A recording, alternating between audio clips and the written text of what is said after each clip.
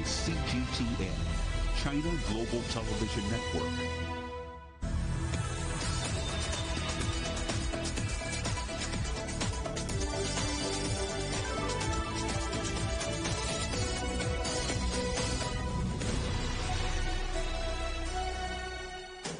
Live from London, this is Global Business. Hello, welcome to the programme. I'm Jamie Owen. And I'm Robin Dwyer. Our top stories. EU leaders give assurances that Europe's banks are stable as shares fall on concern over the strength of the financial sector. Our other headlines: a head-on crash between Brussels and Berlin over the EU's ban on combustion engine cars in Europe. Can a deal be done? We're in Paris as French President Emmanuel Macron condemns violence during the protests against his government's pension reforms. TikTok's future in the United States hangs in the balance after the Chinese-owned social media platform's boss faced a grilling in Washington. And the drive to deliver clean drinking water to Brazilian communities whose supplies have been contaminated by illegal gold mining. Europe's banking system is stable. That's the message from EU leaders as they gathered in Brussels for a second day of talks amid recent global financial turmoil. Shares in lenders fell across Europe as part of the continued fallout from recent high-profile bank collapses in the United States and the emergency merger of Swiss banks UBS and Credit Suisse. Finance officials were keen to reassure the markets. I believe we have the reserves and the resilience to ensure the stability of our banking system at the moment, and that is due to policy decisions that have been made and have worked. But we can never be complacent, and it is why our regulators continue to monitor developments within our banking system. Let's talk to our correspondent Alex Cadier in Brussels. Alex, don't panic. That seems to be the message. Reassuring words from the president of the Eurogroup, but not reflected in the markets. Just how concerned are the leaders? Well, Jamie, they're concerned enough to be discussing it. They're concerned enough to be talking about it at the press conferences and the briefings here at the European Council. They're concerned enough also to invite Christine Lagarde, the president of the European Central Bank, to attend the European Council. She was here today, although we didn't hear directly from her on this issue, other than to say that Europe's banking system is resilient. And that really was the word for all European leaders, saying that European banks are resilient. As you said, that reflection in the markets. Earlier today, we saw a 10% slump in Deutsche Bank's shares. Now, that was of concern for the leaders, and a lot of questions were prompted by that. Those shares now seem to have rallied a little bit, or stabilized at the very least, but there was a concern, well, is this maybe the first domino following the Credit Suisse merger, following the collapse of Silicon Valley Bank in the United States? So something that they are really monitoring quite seriously. You wouldn't have such a public presence of financial leaders from Europe if that wasn't the case. But the messaging is clear. The banking system is resilient. That was Christine Lagarde, as I mentioned. President Macron of France blaming speculators for that dip in Deutsche Bank shares, saying that it is not a sign of bigger things to come. And the German Chancellor Olaf Scholz, who was finance minister before being chancellor, saying there's nothing to worry about here. Deutsche Bank has reformed and modernized and is a profitable bank. So really trying to prevent any market nervousness, any market turmoil to continue. As I said, those Deutsche Bank shares seem to have stabilized a little bit, but certainly a concern for those leaders. So concern, monitoring, but nothing more than that for now, Jamie. Alex, let's put the banking story to one side for a moment, because leaders have played down a row over the 2035 ban on combustion engines, which wasn't on the agenda but seems to have dominated the last few hours. What's the latest on that? Yeah, you're absolutely right. It wasn't on the agenda, but it did become this black cloud over what was otherwise going to be a show of unity. Yesterday in the European Union's support for Ukraine, a show of unity today when it comes to being united and calm when it comes to a potential banking issue. So that it rift mostly between the European Commission, which proposed this ban back in November. Of course, the ban was a ban on new internal combustion engine cars by 2035. That had been agreed by the member states. It was soon to be rubber stamped and ratified here at the European Council. until Germany did a last-minute U-turn, saying they wanted an exemption for e-fuels, which are effectively like fossil fuels, but they're artificially created rather than pulled out from oil wells or from the ground. So those discussions, trying to find a compromise, going back and forth, particularly between the French government and the German government on different sides of this debate. But the German Chancellor, speaking to journalists earlier today, said actually any rumour of a rift is complete speculation. Let's have a listen to what he said. I know that journalism is also an entertainment business, and that therefore you'll find it totally stupid that we simply agree. But that will happen, and pretty soon. So Olaf Scholz, they're saying that it's actually journalists trying to find entertainment in the story, but there is no rift. We had a conciliatory tone from the French President Macron as well, saying there is no disagreement on this topic. Now, that's not what we've heard for the last few days and weeks from EU officials, from different officials from different countries across the European Union. What does seem clear is that there will be some kind of deal reached and hashed out, and the leaders are very keen to allow that to be found out and for that to be figured out on a technical level. In the meantime, those leaders saying, look, we are basically on the same page. What you call a rift, we just call discussions. Nothing to see here. Having said that, still not resolved. Jamie. Alex, thanks for that. Our correspondent Alex Cadier in Brussels. Well, it's certainly been a rollercoaster week for the markets, and joining us to talk about why is Justin Urquhart-Stewart, the investment manager and business commentator. Lovely to have you here with us, Justin. So as we heard from our correspondent, the message from Europe's leaders very much that their banks are stable. Are we out of the woods yet? No, there's still some way to go. But there's one word that runs an economy and runs the markets: confidence. And of course, confidence has been really shaken by all of this. But nonetheless, you actually see what's going on, considering what we've had in the world over the past few years, from the banking crisis, from the war in Ukraine, with the inflation issues. Actually, things are actually stood up really quite well. We're now getting interest rates back to the level they should be at. We were on emergency rates for far too long. But there's also one thing to look at. The global economy, despite all the headlines, is still growing. So actually, I'm quite encouraged by all of this, but there'll be some more nerves, and you'll see some of the weaker players, as you saw with Credit Suisse, and you saw with a couple of American banks, they'll go, because they're badly run, and they deserve to go. I mean, you can understand investors getting a touch of the vapours. I mean, you talk about Credit Suisse and the UBS merger, $17 billion worth of bonds wiped off by the Swiss regulator. I mean, what signal does it send to investors that these huge monoliths, these Swiss banks that we've trusted for 100 years, are a bit dodgy? Well, I must say the embarrassment for the Swiss. I mean, this is what they've been doing. It's banks and cuckoo clocks. Well, there go the banks, back to the cuckoo clocks. So they're really embarrassed by all of this. But Credit Suisse has had problems for a long time indeed. But wiping that amount, those bonds being wiped out, that is really very painful for them indeed. Deutsche Bank, it's not in the same position, but it's one that's had concerns over the years. But a lot of the other big banks have already been well looked at by the regulators. And in the past 2 weeks, that's exactly what they've been doing, with a fine-tooth comb, going through where are the risky ones. And the ones to look at tend to be the smaller newcomers who, frankly, don't have the same experience. They've probably been over-lending with low interest rates and don't really understand the risks they've got, which is exactly what you saw with the American banks there lending to those tech companies. Didn't really understand how much. Well, the tech was the fashion fad. And remember, this year's fashion fad is next year's tank top. I've got too many of those. Let's talk about interest rates. You said you thought they were where they should be now. We had the UK raising interest rates yesterday. Do you think that's the end of it? Depends if inflation is going to stay at these sort of levels. We all thought inflation would start coming down a bit. Worryingly, core inflation is still there. But remember, the calculation is just month by month by month. So the peak periods of last year start dropping off. So with a bit of luck, we should start to see that coming down again.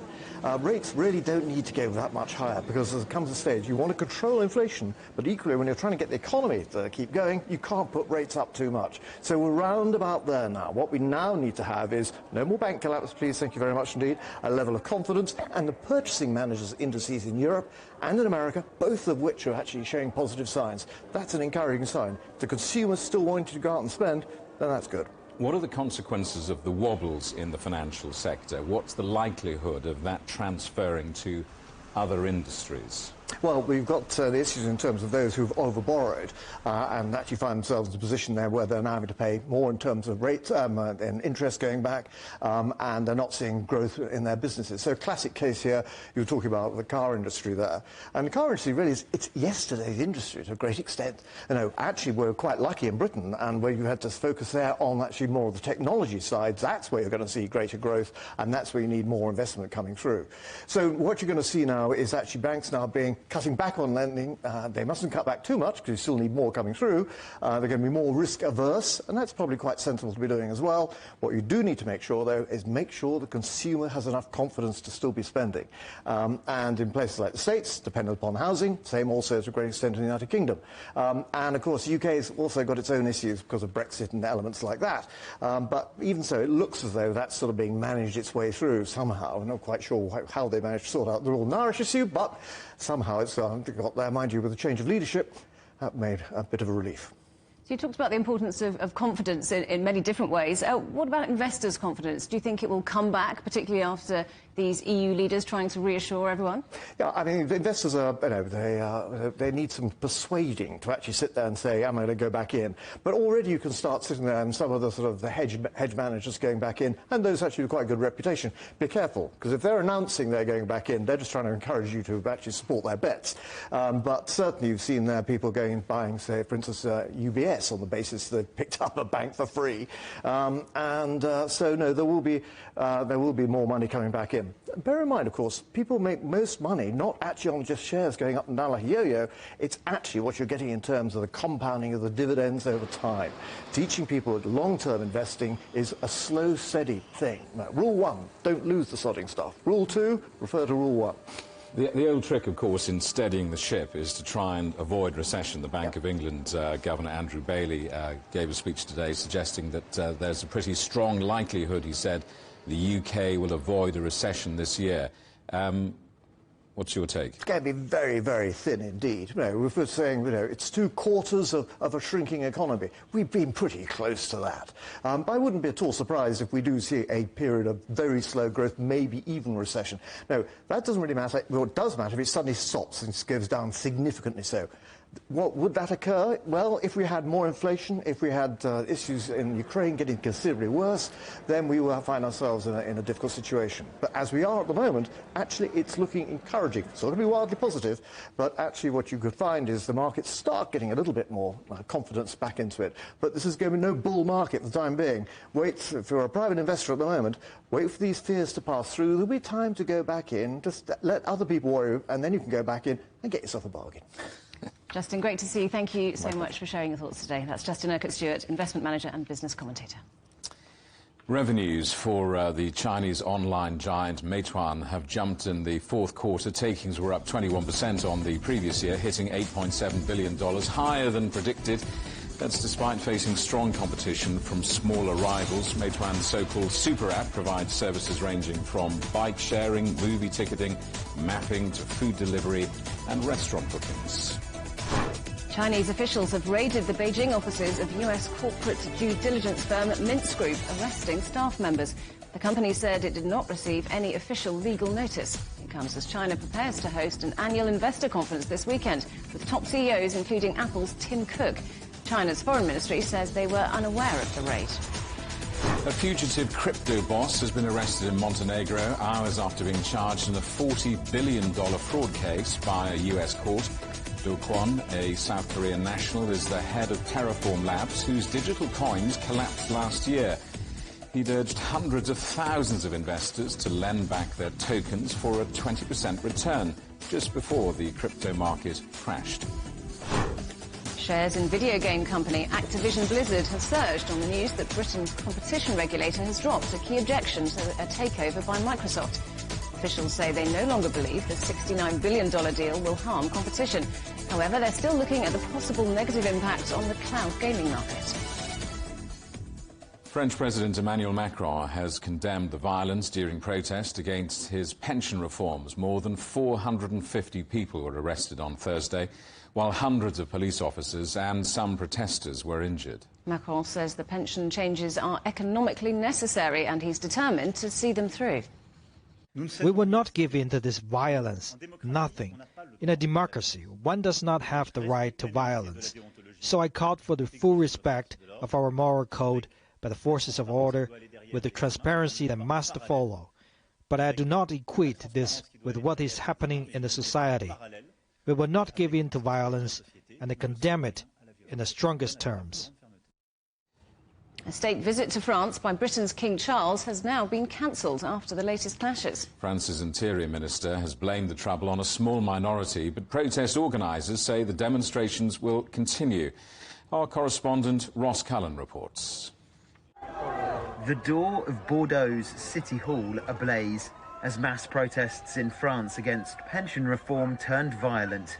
After dark in Paris, clashes between police and the groups known as casseurs, translating to breakers in English. The anarchists are infamous for damaging bus shelters, starting fires and smashing shop windows. At least 450 people were arrested across the country on Thursday. Hundreds of police officers were said to have been injured, as well as some protesters, including a woman who reportedly lost her thumb after being hit by a stun grenade fired by police. On Thursday in Paris, the biggest demonstrations so far against the reforms took place, and police again clashed with demonstrators in the capital, charging at crowds in the centre of the city. The government says the changes are essential to make the country's pension system financially sustainable in the future, but the unions say the pension reforms are unfair and unjustly impact women and lower-paid workers. I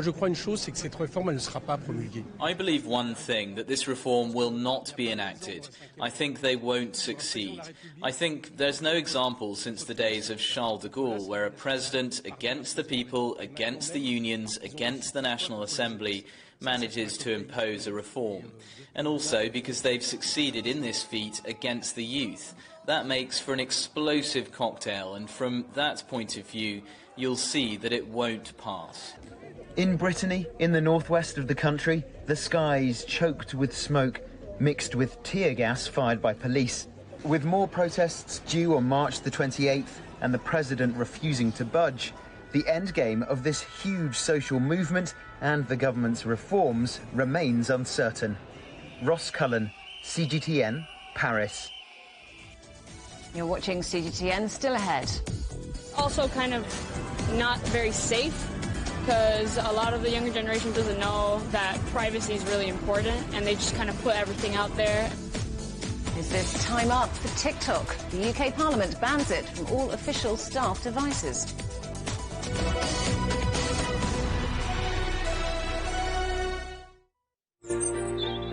Ever wondered what's the difference between a bear and a bull market? Where are the cash cows? And who are the lame ducks? And what exactly are black swans, grey rhinos, and unicorn companies? Make sense of it all with Global Business, only on CGTN. There's a new agenda for a new world, accelerating change in almost every part of our lives. It's shifting the norms of how we work, travel, and connect. How we think, interact, and develop. It's a new reality, a new agenda with me, Juliet Mann.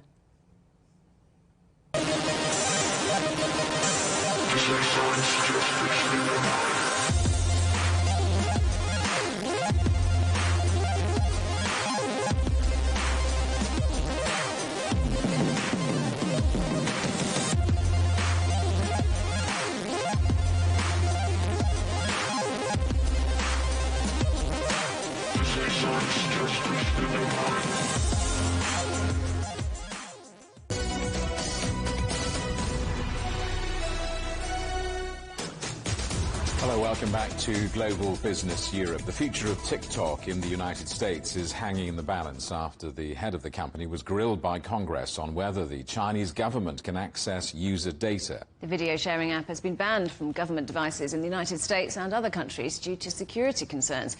During 4 hours of intense combative questioning, TikTok CEO Shouze Chu faced questions on a range of issues, including child safety. Your technology is literally leading to death. Mr. Chu, yes or no? Do you have full responsibility for your algorithms used by TikTok to prioritize content to its users? Yes or no, please? Congressman, I'll just like to, if respectfully, if you don't mind, I would just like to start by saying it's devastating to hear about the news of, as a father myself, this is Sir, tragic. Yes or no? I'll repeat the question. Do you have full responsibility over the algorithms used by TikTok to prioritize content to its users? Yes or no, please? Congressman, we do take these issues very seriously. Yes or no? And we do provide resources for anyone who types in anything that... Sir, yes or no? Well, let's talk to our correspondent, John Terrett in New York. John, what happened on Capitol Hill? Well, Robin and Jamie, it was an extraordinary day yesterday, and I think that clip illustrates perfectly what went on. And it happened like that from all 32 members of the committee over many, many, many hours. I've covered many of these congressional hearings, and I think that's probably the most harsh that I have covered. The last one was Hillary Clinton, when she was grilled about Benghazi, and she is a senior politician, well versed in coping with these things. This man is the CEO of TikTok, Shouze Chu, very harshly treated. I would go so far as to say verbally brutalized. And this morning, the COO of TikTok, the chief operating officer, called it xenophobia. He said members of the Energy and Commerce Committee showed signs of xenophobic behavior. The issue is that many things that they were quizzing him on and demanding, as you heard there, yes or no answers, which can't really be given in many cases, or 100% guarantee, which certainly can't be given. The same issues affect Facebook and Instagram and Snap and Twitter. The problem is, and this is why they kept interrupting him and sneering at him and riposting what he said with perfectly written notes provided by researchers over the last couple of days. The problem is that TikTok is owned by ByteDance, and ByteDance is based in Beijing, and China is very much in the crosshairs. It's as simple as that. It's really all you need to know, and that is why members of the committee were attacking China and its political system at every single opportunity that they had. Now, Shouze Chu tried to appeal to them at the beginning of his evidence by saying, look, you know, I'm not from China. I was born in Singapore. My wife, who I met in America, was born, you know, just down the road from where this meeting is actually taking place. But the members of the committee simply did not want to hear it. They could not get past the suspicion that they have that Beijing is listening and watching to what goes on TikTok in America. It's as simple as that. You say the committee didn't want to hear it. It seems like the committee didn't want to listen. No, and he tried to Shouze Chu tried to distance himself many, many times, and his company TikTok, from Beijing, saying, you know, we don't talk to Beijing politicians. We really don't. You know, it's a private, completely separate company, different even from ByteDance himself. And he said, look, you know, we have made strides in recent months to keep all the U.S. data within the boundaries of this country. They call it Project Texas, and this is with the cooperation of Oracle, the giant U.S. software company that I think was based in California and might now be based actually in Texas. And Shouze was saying, look, you know, all this data that we have is on U.S. soil, in U.S. servers, and is being managed by U.S. staff. And he came up with 4 things that he assured the committee were happening. One is safety, particularly of teenagers, top priority. The firewall was in place, which I've just described, this so-called Project Texas. Also, freedom of expression on TikTok, allowing even anti-China sentiment, and transparency of the business. In other words, whatever you want to ask about our business, we will tell you. And he said there's no other social media company that is prepared to go to those lengths. But as I've said, the committee simply didn't want to hear it. Simple as that. Now, overnight for us in America, the Ministry of Foreign Affairs in Beijing has been responding to this. They said that they never have and they never would ask for foreign users' data. Take a listen. The Chinese government attaches great importance to and protects data privacy and security in accordance with the law. It has never and will not require companies or individuals to collect or provide data, information, and intelligence located in foreign countries for the Chinese government in violation of local laws. The United States government has not provided any evidence so far to prove TikTok threatens U.S. national security, but it has repeatedly presumed guilt and unreasonably suppressed the relevant company. So, John, what will happen to TikTok? Will it be banned in the US? Well, all the talk here is that potentially it could be, and certainly the Energy and Commerce Committee is as powerful as all these committees are, and it could push for a recommendation. Now, I think that that is probably going to be a stretch, and here's why. 150 million Americans are on TikTok every single month. I believe it's the monthly active users number. And we are in the middle of the election cycle here now. Now, I know it doesn't translate overseas yet, but believe me, here in the United States, we are at the beginnings of and really well underway in the presidential election that will come up in November of 2024. So both parties, Republicans and Democrats, are going to need to appeal to the 150 million, mostly young people who are on TikTok. Plus, the company employs 7,000 Americans, and it is a private company that pays its taxes. So if there is a recommendation for a ban, or indeed if there is a ban imposed on TikTok, it will end up being mired in the courts for years. You know what a litigious society this is. Well, that's the first thing that will happen. Now, Beijing says that it doesn't want to see TikTok sold to any US corporation. I think that slightly muddies the waters a little bit, if I may say so, because it allowed members of the committee yesterday to say, look, you see, Beijing is in charge. They're in charge of everything. So that slightly undermined the case being made there. But President Biden himself has said that he favors divestment, which would be that TikTok is separated from ByteDance and bought by another company. We're at the beginning of this. It's a long way to go, guys. John, thanks very much. Our correspondent John Terrett in New York. Well, TikTok is also facing scrutiny in Europe, where the British Parliament is banning the use of the app on its own devices and networks. The company called the UK decision misguided, saying it's not being treated equally to its competitors. Our correspondent Paul Barber reports. TikTok has more than 1 billion users worldwide, and that includes 150 million here in Europe. But the political pressure on the firm has been building here, as in the United States. Last month, the European Commission banned TikTok from work devices, as did the European Parliament. Now it's a similar story here in London. The UK Parliament has announced the social media app will not be allowed on its networks because of security concerns, and it will block it on devices issued to staff. That's already the case for ministers. However, the app is used by a lot of lawmakers here, including by the Prime Minister himself, Rishi Sunak. He has nearly 107,000 followers and more than 380,000 likes. Many other MPs here like it to reach out to young audiences. If they want to still use TikTok, they can on their own mobile data provider. But what about people outside of the political Westminster bubble? Well, here's what a TikTok influencer and some other users that we spoke to thought about the restrictions on the platform. When people say, what's your full-time job? If I say I'm a TikToker, they're like, oh, right, fair enough. But it is, I've got to keep on the ball, like, because I've got things to do every single day. So, yeah, it does mean a lot to me. It's basically everything, to be honest, because if TikTok wasn't a thing right now, then I don't know what I'd be doing, to be honest. Obviously, for us, being content creators, it is obviously worrying because that is our main source of income. So the thought that it could just be taken away in a second is definitely concerning. I think it's like a great way to spread the news because not a lot of our younger generation uses like news networks and they don't really watch news channels. So I think it's a great way to spread current things that are going on. I don't like the fact that they're trying to ban TikTok. I think you can learn heaps of things from TikTok, and I guess it wouldn't be very nice if they took it away from us.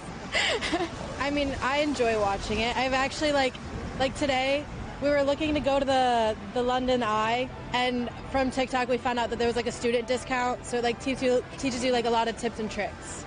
It's like you can actually learn a lot from it. So a TikTok spokesman says that potentially depriving users from access to and engagement with their representatives is a self-defeating step, especially in our shared fight against misinformation. Now, TikTok collects user data like age, location and internet activity, which the US-based social media apps do too. To address concerns about protecting user data information across the continent, this month TikTok launched a plan known as Project Clover that will see users' data being stored in 2 servers in the Republic of Ireland and a new one in Norway, and it will cost the company about $1.3 billion a year. And it will also mean that TikTok's data transfers and controls beyond European borders will be monitored by a third-party European cyber security firm, which is yet to be named. Currently, TikTok stores its global user data in the United States and in Singapore, and it's denied its data or algorithms can be accessed or manipulated by the Chinese government. Paul Barber, CGTN, in Westminster, London. Europe.cgtn.com has all the week's top stories from China. Here's a quick take of some of them. China has unveiled the official logos for 3 manned space missions this year. 4 satellites were launched into space to provide commercial meteorological data services. China has approved its first domestically developed mRNA vaccine against COVID for emergency use, targeted mainly at the Omicron variants. Chinese-made 50-metre steel rails have been exported to Serbia, marking the first time such rails have entered the European market. With the advent of spring, herdsmen in Xinjiang have started to move their horses from farms to pastures. Jiangsu County has seen over 1,000 horses let out onto their prairies. And Beijing commuters are enjoying the views on board a train dubbed the Train to Spring because of the blossoming flowers its passengers witness out of the window during their journey. You're watching CGTN. Still ahead, open for business. We're in Greece next as the country prepares to welcome much-needed Chinese tourists to boost the country's coffers.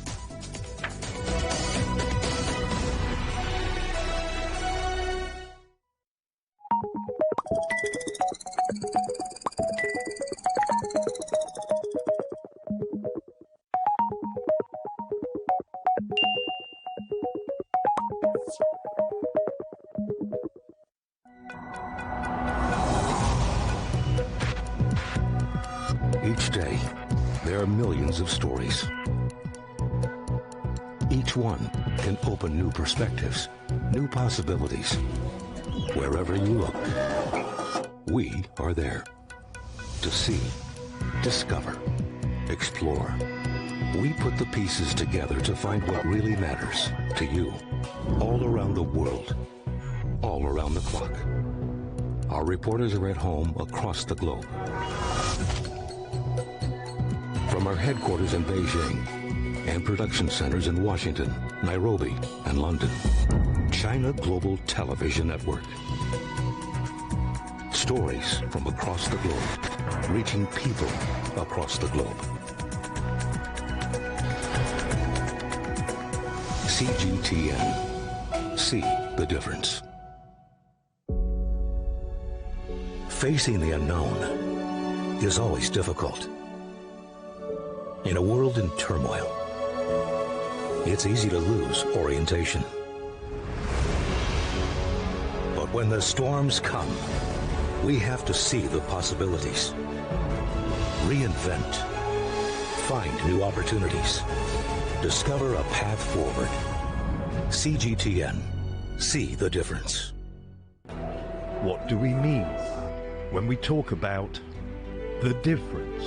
Brazen axe. The difference is in the detail, in the background, Defense ministers from the wider angle and perspective of every story. Wherever the story may be. CGTN. See the difference.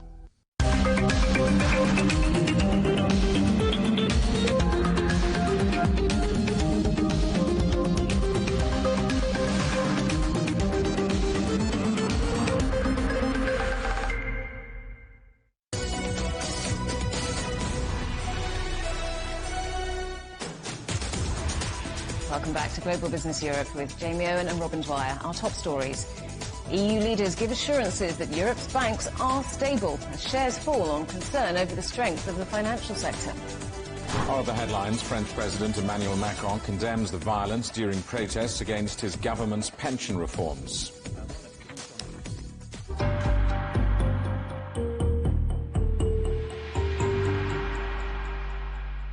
A United Nations report has found evidence of human rights abuses committed by troops on both sides of the war in Ukraine. The report highlighted examples of summary and mock executions, arbitrary detentions, torture and sexual abuse.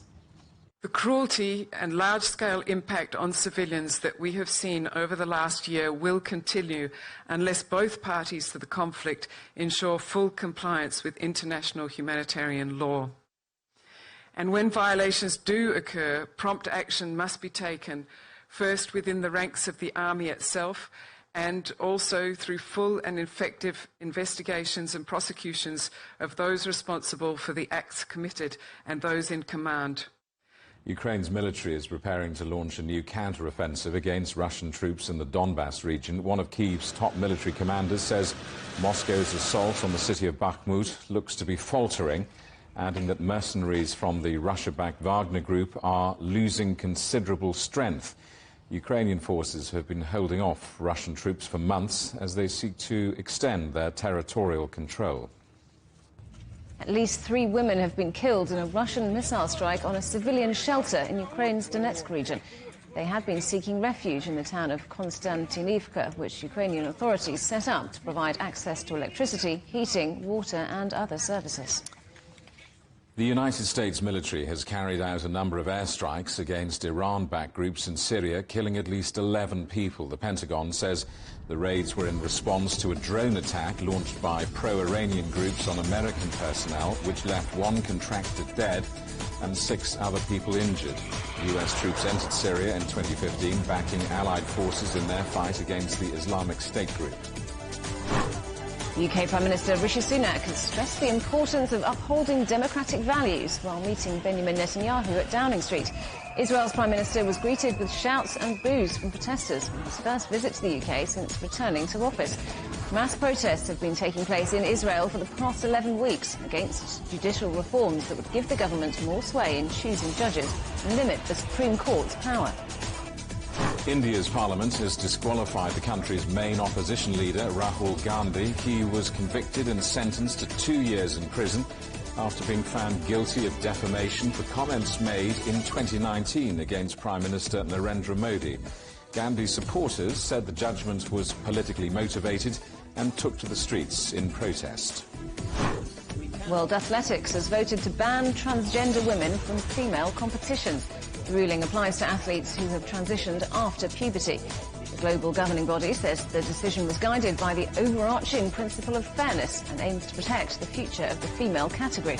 But critics say it's closing the door on trans people competing at an international level. Firefighters in Spain are battling the country's first big wildfire of the year. Hundreds of people have been moved from their homes in the Castellón region after the flames spread across more than 1,000 hectares. The early spring wildfire follows the second warmest winter on record in the Northern Hemisphere, which has also been unusually dry. Hundreds of children in Brazil's largest indigenous reserve have died because of contaminated water supplies caused by illegal gold mining.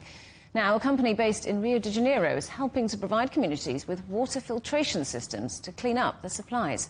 Our correspondent Lucrecia Franco reports.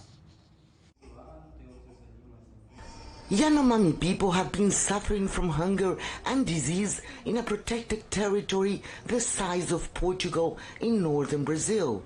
One risk factor has been the lack of clean water, most of it polluted by wildcat mining activities.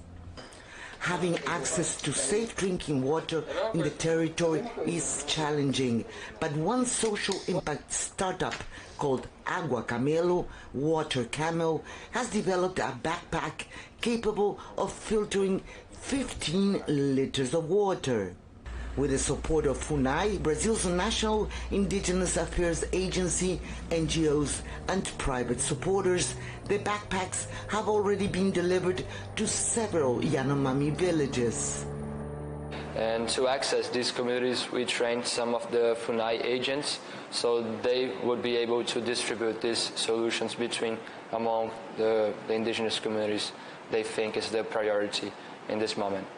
The 25-year-old founders and former college classmates, 3 in total, also created a mini filter that can treat 1,000 liters of polluted water per hour. The result of the purifying method is impressive.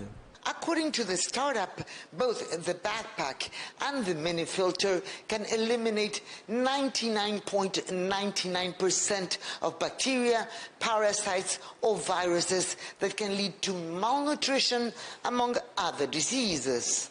However, the poisonous mercury used by illegal miners to separate the gold from the ore cannot be filtered out. Only the water from streams, wells and drain. Mercury is a huge problem inside the Yanomami territory, but we are focusing in other areas that have lots of people and don't have access to clean water also. Agua Camelo is perhaps a small but crucial initiative, especially in a country which has by far the world's largest renewable water resources and with reportedly 35 million people with no access to drinking water, including the Yanomami people. Lucrecia Franco, CGTN, Rio de Janeiro. China says it had to warn off another US warship that entered its territorial waters in the disputed South China Sea. Beijing called on Washington to stop what it described as provocative acts or face serious consequences. The US Navy said the guided missile destroyer was asserting its navigational rights and freedoms. It was the second standoff between the two superpowers amid growing tensions in the region. George Yeo, the former Foreign Minister of Singapore, has been talking to CGTN about the controversial AUKUS defence deal and what he thinks it says about current relations between the United States and China. It's not good because the US feels very threatened by China's rise and worries that its dominance in the world is being somehow diminished or diluted by China's rise. It's not that China threatens the US militarily, but China threatens US dominance in the world. I think it's inevitable that the world will become multipolar. And it's better to manage multipolarity and somehow find a way to think afresh about how we can live together in this world rather than going back to the old thinking of threatening each other with Armageddon. You would have thought that we have gone beyond such thinking, but somehow maybe we have fallen. Be honest, I mean, Singapore is a small country in Southeast Asia. We are price takers. Singapore supports interoperability. We have our links with Australia, New Zealand, the UK through the 5-power defense arrangements. We operate with the US. And in fact, we allow US ships and aeroplanes to use facilities in Singapore. But that does not mean that we support current US policy vis-a-vis China. I mean, we support stability. We support sea lanes and airways being kept open. We support international trade. And most of all, we support a world where the US may still be primus inter pares. We support a world where there's mutual respect for one another and one where we are not caught up in zero-sum games, you know, where we think creatively. How can we work together? How can we benefit our people together? Rather than always think that what you gain is what I lose. And you can see more of that interview on the agenda with Juliet Mann this weekend here on CGTN.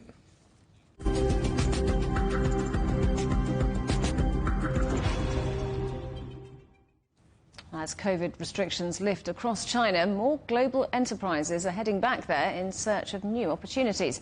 Among them is British pharmaceutical and biotech giant AstraZeneca. CGTN has been talking to the company's executive vice president, who explained the importance of the Chinese market. Market to us. It's now the second biggest market for AstraZeneca medicine, so very important to us. The Chinese government's investment in the science universities and the capability of the people within this country has been a really important part of that. Also, there have been regulatory changes that mean that it's faster to get a clinical trial started, and there's more consistency with global requirements and standards. And then there are things like priority review, also help to speed up the approval of new medicines into China. So all of these things together have helped to build an environment in which innovation is faster. And you're also now seeing the emergence of the truly innovative Chinese biotech industry, which is a key part. That's a very important part of the ecosystem. And we've had several partnerships that we've been able to establish with Chinese biotechs. And I think what you're starting to see is the ability to innovate here and take medicines here more globally. So for that, I think there is a partnership need with some of the multinational companies to help facilitate the expansion of the impact that these medicines can have. And so I think we need to make sure that the regulations are supportive of that collaboration and partnership. 60 countries are now open to Chinese group tours as China relaxes border restrictions after a 3-year closure due to the pandemic. Greece is among those on the list welcoming Chinese tourists, but it's also sending tourists to China. Our correspondent Evangelo Sipsas reports. Chinese tourists are traveling again. Top of many people's wish list for places to see in Greece are the island of Santorini, its turquoise waters, and the Parthenon in Athens. That's where Lan Shangcheng's travel agency comes in. It's been preparing for this moment since the pandemic. Greeks are mostly interested in cultural exchanges when visiting, like food, theatre and architecture.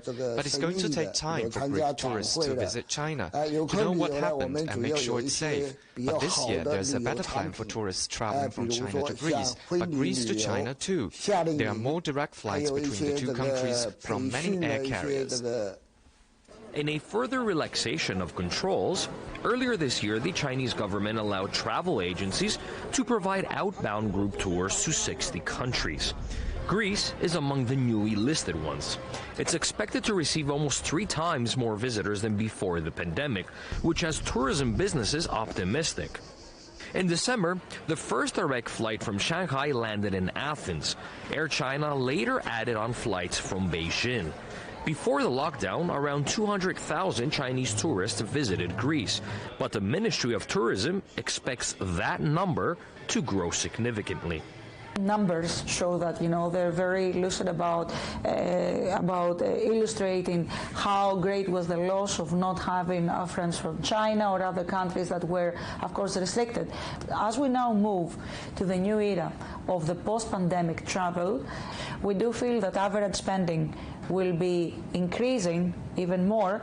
In the past, we see that the average spending from our friends from China was even double than other Europeans who travel to Greece. 3 years ago, the majority of the visas issued for both Greek and Chinese nationals wanting to travel to each other's countries were mostly for business or academic purposes. Now, that picture seems to be changing. So far, we have only received a few groups, and they are mainly business people, participating in exhibitions and academic exchanges. But now we are promoting tourist trips. We are offering wedding tours, summer camps, academic exchanges, and site touring. Both countries are working hard to put measures in place to revive industries hit by the pandemic. And with both now open for business, it's hoped the tourism industry will thrive once again. Evangelo Sipsas for CGTN, Athens. You can get highlights from the week's news in Europe and China direct to your inbox from CGTN Storyboard email newsletter. Sign up at europe.cgtn.com/newsletter. You're watching CGTN. Still ahead, we're in Cuba next, which is swapping its iconic vintage cars for high-voltage electric modes of transport.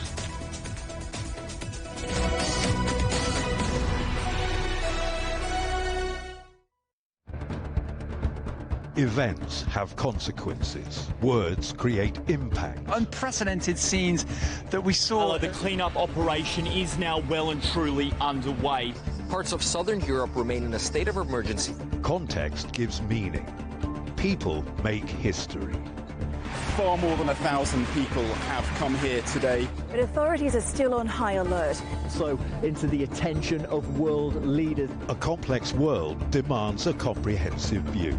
But with the cleanup efforts more or less under control, the economic impact is bound to ripple across the country.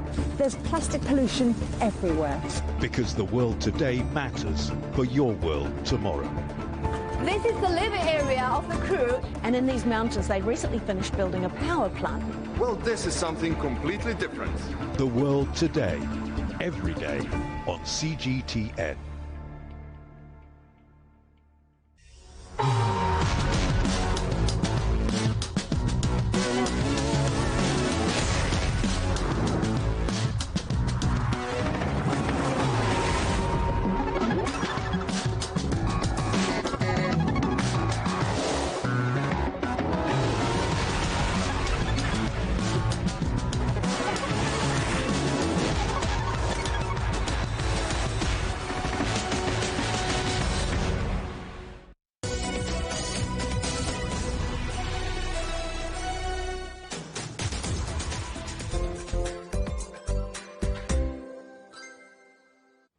Welcome back to Global Business Europe. Vintage cars are a common sight on the streets of Cuba, but that's about to change as the government in Havana sets out on a greener road. CGTN's correspondent Luis Chirino reports. Electric vehicles are becoming more common on the streets of Cuba. It's not unusual to see EVs alongside all American and Soviet-era cars. Thousands of Cubans are turning to electric modes of transportation in the face of higher fuel costs and U.S. economic sanctions. As part of a bilateral venture between Beijing and Havana, China's Tianjin Dongxin and Cuba's Minerva companies are operating a joint electric car and scooter assembly line here called VETCA to back the country's clean energy transportation efforts. Lo que estamos produciendo son equipos. We are producing equipment which helps transportation of passengers and cargo in the country, and these vehicles do not burn fossil fuels, so the government has considered this project of great importance and is giving us support to improve this service for the people. Perez said that the plant, operated by some 60 workers, has produced 5,000 electric vehicles in about a year and expects to increase its output. The benefit the country gets out of these electric vehicles is that they help the people's mobility amid transportation challenges. They really help solve many problems. Scooters, three-wheelers, and other affordable EV models allow citizens to travel around town. They require less maintenance than vehicles powered by gas engines.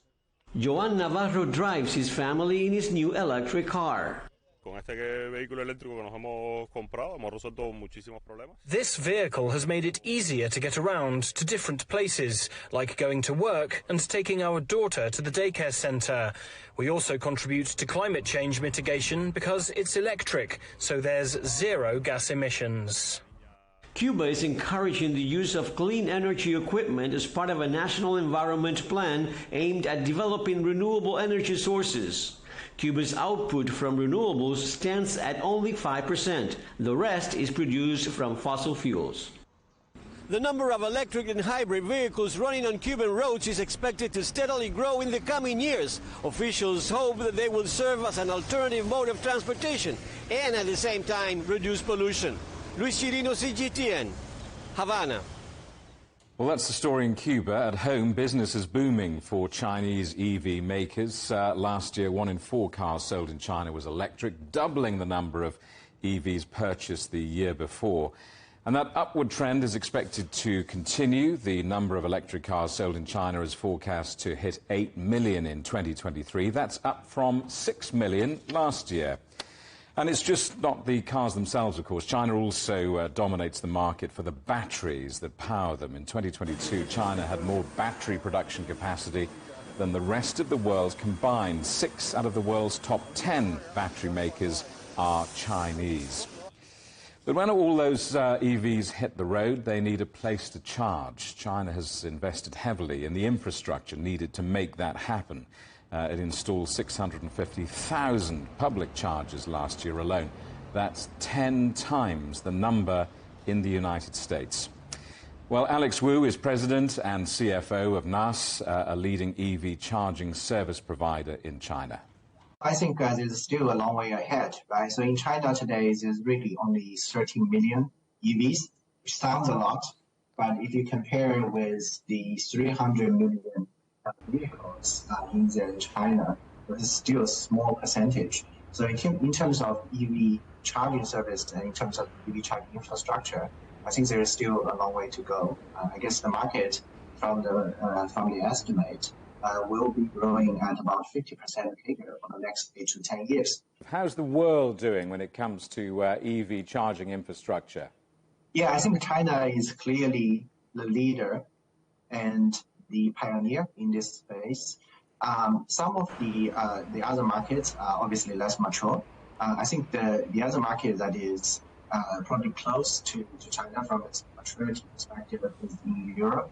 But I think one thing is very clear, that globally people are very passionate and keen about the ICE to EV transition. I just want to ask you about the inevitable rise of car ownership and electric car ownership in particular. Are you so convinced around the world it's going to continue to grow in the face of the widespread concerns about urban congestion, pollution from EV batteries, 15-minute cities? That's a big thing. Is it inevitable it grows and grows and grows?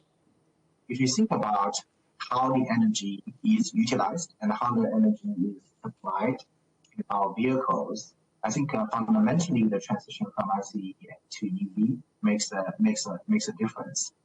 For ICE, where fuel cannot be tracked, there's no sort of digital aspect in the fuel world. But in the EV world, electron is naturally digitalized, right? They can track the energy supply of a vehicle almost real time with the precision of milliseconds. So I think that transition is not just a replacement; it's also an opportunity to put more technology, more analytics, and more data into the mix, and eventually make the energy usage more efficient. Where do you see the potential for expansion and untapped demand? We're looking at, for example, the Middle East and Southeast Asia. We think we can take the best practices that we accumulated in China over the past couple of years, including processes and technologies, to these markets, and we can help those countries kickstart its charging infrastructure and charging service. Thousands of people are enjoying cherry blossom season across Beijing after 3 years of COVID restrictions. Nearly 90,000 visitors recently descended on the capital's Yuyuantan Park, home to thousands of cherry blossom trees, a popular tourist draw during spring. The 800-year-old park is among 100 places designated as flower appreciation areas in a new government campaign. The plan covers more than 6.8 million square metres across the Chinese capital. The headlines again. EU leaders give assurances that Europe's banks are stable as shares fall on concerns over the strength of the financial sector. French President Emmanuel Macron condemns the violence during protests against his government's pension reforms. And TikTok's future in the United States hangs in the balance after the Chinese-owned social media platform's CEO faced a grilling in Washington. And that's it for Global Business Europe. Thanks for watching. More on all of our stories at europe.cgtn.com, and do follow CGTN Europe on Twitter, Facebook and Instagram. And you can go to CGTN Europe's channel on the Telegram app, or scan the QR code on the screen to get stories and updates sent direct to your phone. Coming up next on CGTN, it's Africa Live. We'll see you again on Monday, same time, same place. From all of the team in London, it's goodbye. Goodbye.